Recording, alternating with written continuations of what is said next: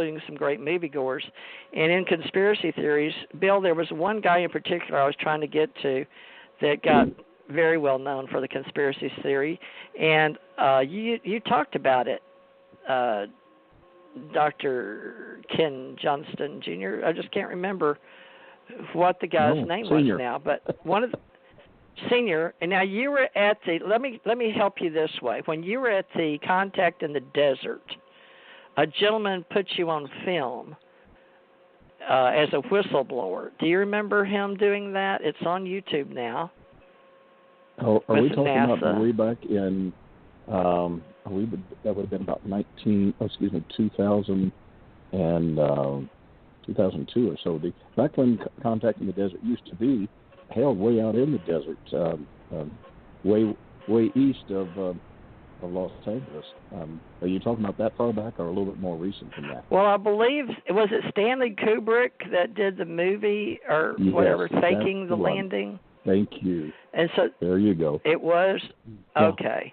It was so Stanley Kubrick was the name I was looking for, I believe. He directed. Okay, so are you looking? I was looking to see somebody grilled you about. He may have been from UK, but the fact that was that fake? And they say, you didn't really go to the moon, and I go and I get a real kick out of it because people are going to say, well, that was just a big fake. You didn't go to the moon, et cetera, and everything else. I say, okay, well, I have a question for you.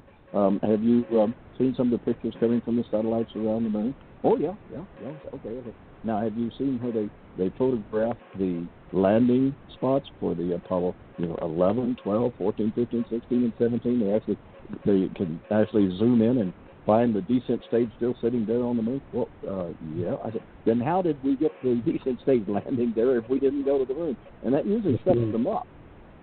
So we have proof. Go ahead. What was that? Yeah, both. Okay. We have orbital satellites that are orbiting the moon now, and in fact, the Chinese put one up recently, or a few years back. Right. And you're right. The high definition photos that the Chinese have made, you can actually look at it. You can see the legs of the limb left behind on the moon. And it's real small, but you can still see that it's there. And so the physical proof is there that we went to the moon. It's indisputable. And before somebody hears you say the legs, let's go back and say the complete descent stage, because it was a complete. It was the engine that fired that slowed them down and helped them actually land on the moon. Then when it was time for us to lift off and rendezvous with the command module, we used the descent stage, which also had all of the rovers and had all the equipment and everything in it for the moving for our going around on the moon and doing setting up all the samples and everything else. So then once we fired the ascent stage, we left the descent stage on the lunar surface and then went into lunar orbit and rendezvoused with the command module and then made our transition back to the planet Earth. So if you say just the legs, I'd afraid people think, oh, well, there's a bunch of legs laying around on the lunar surface. But no, it was the whole complete descent stage. They had to leave a lot of stuff there because they couldn't take those. Like you say, the rovers, they couldn't take those back with them. That was far too much weight. But so yes, a lot of that stuff was left. And we can see a lot of people. Go ahead. I was going to say. I was just. Go ahead. We'll get it right in a minute, we had folks. An astronaut. We had an astronaut get into trouble because he kept the his camera that normally would mount on the front of the spacesuit while he was on the lunar surface, and this was come on and help me on the guy's name. It was Apollo 17. He was the commander, and he had his own his whole program where everybody would contact on him, and now he's passed away. Doggone it. Edgar Mitchell. There you go. Edgar Mitchell.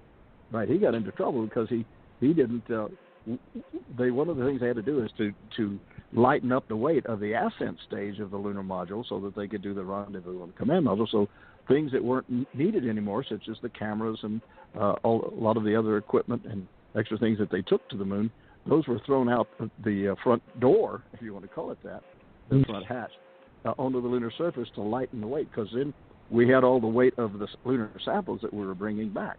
So, yeah, Edgar Mitchell got in a great deal of trouble, and they tried the 16-millimeter camera that was used to film the final descent stage and landing, and then out through the main window of the lunar module pilot, which is the right-hand side when you're looking forward inside the LEM.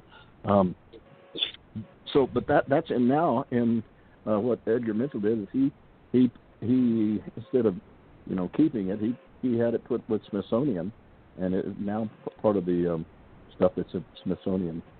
So it's sometimes dangerous when you start going against the plan, and now we look back and see all of the stuff that was going on behind our backs, and no wonder that they were a little concerned that we might give too much information out, that people would then start questioning, did we really go? And then you've got the film that Kubrick had to do. We were concerned about being able to land on the moon and be ahead of Russia because of the Cold War going on, and so Kubrick was asked to create a landing on the moon and the time on the moon, and then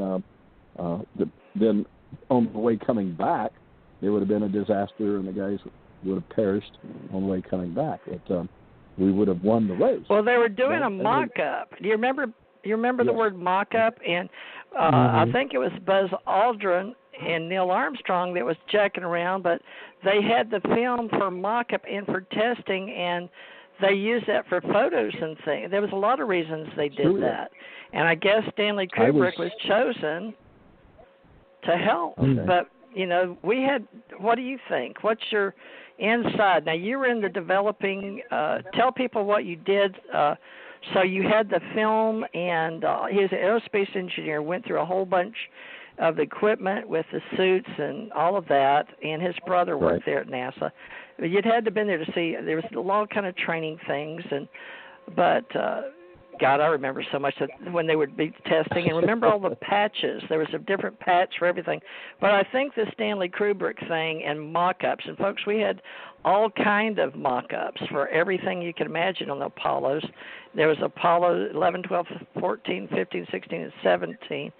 6 of the missions that achieved the goal, but 7 and 9, they were orbiting missions to test the command and lunar modules. 7, 10, and 13. I was actually the test director. I was actually the test director for the TM5, which was primarily the descent stage over in building, I'll probably get it wrong, 14 I think it is, at NASA and the Johnston Space Center. And my job was to have the descent stage configured for each mission, and starting off with the first one with Apollo 11, and I had Neil Armstrong and Buzz Aldrin in their spacesuits coming out from down the ladder and simulating what it would be like on the lunar surface, and going around how we could set up all the ALSUP, that's the Apollo Lunar Surface Experiment Package equipment, and so that's how we trained them to be able to set up the seismograph equipment, and as well as the photographing just about everything going on outside of the lunar module sitting on Eagle. So I was the test director of that, and so that kind of put me right in the middle of everything. And I did that for Apollo 11, and wait a minute, I have to correct that.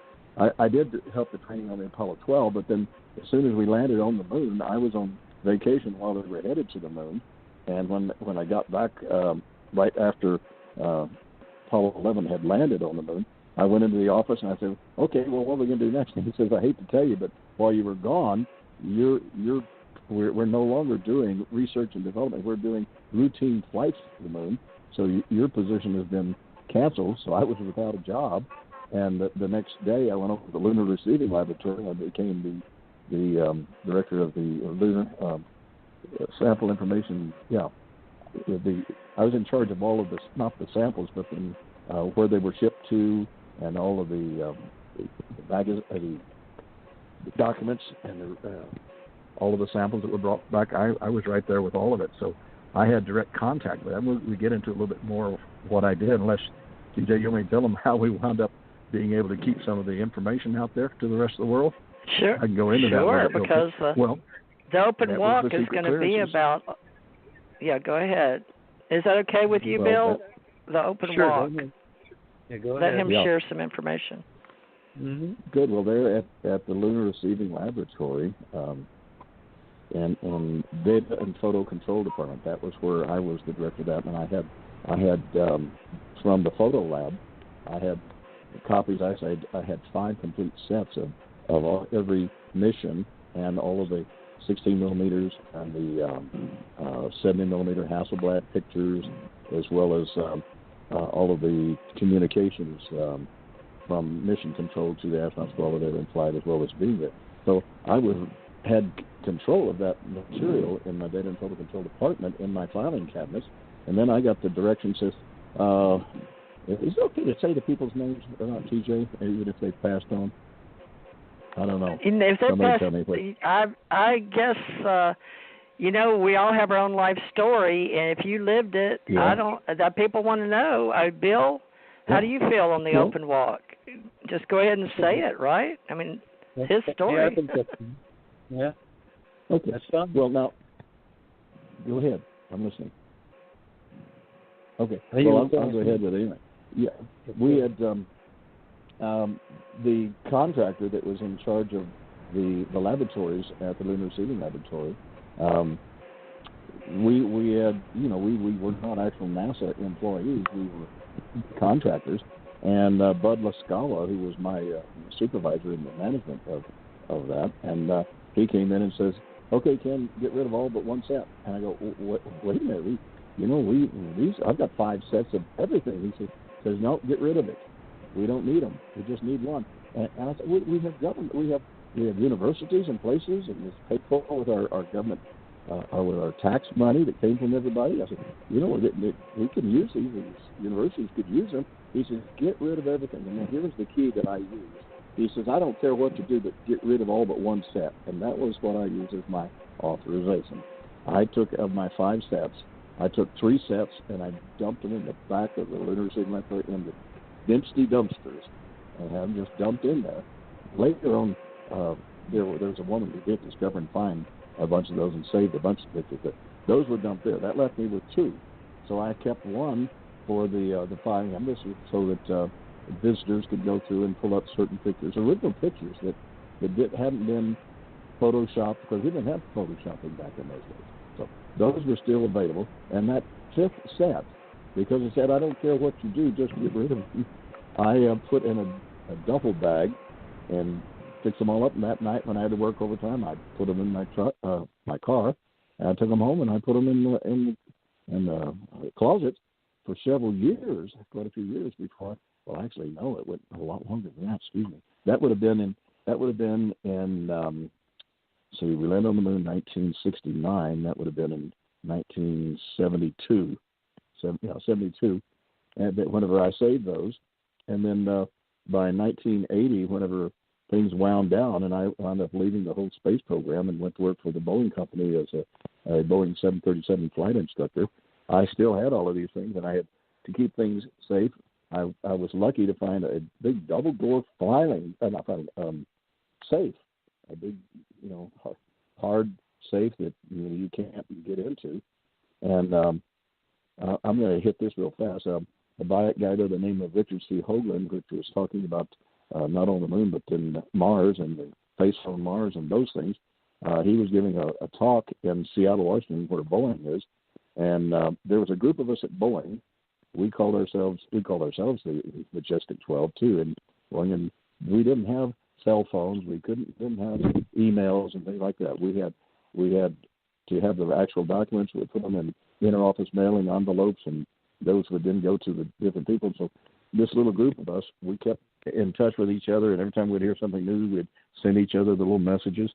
And the guys told me, he says, "Oh, this Richard Hoagland's going to be in Seattle, and he's giving a talk. You ought to get in there."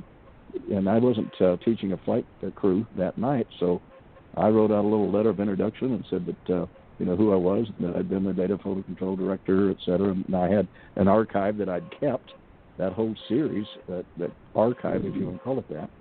And I went to the meeting, and I went in to check in, and the woman there, I was getting ready, I said, give this to Mr. Hoagland. And she looked at my letter of introduction that I wrote, and she just started shaking her. She said, "You're who we've been looking for." And I'm thinking, secret clearance, I am in trouble. he came out and just before they started the program, had me go in.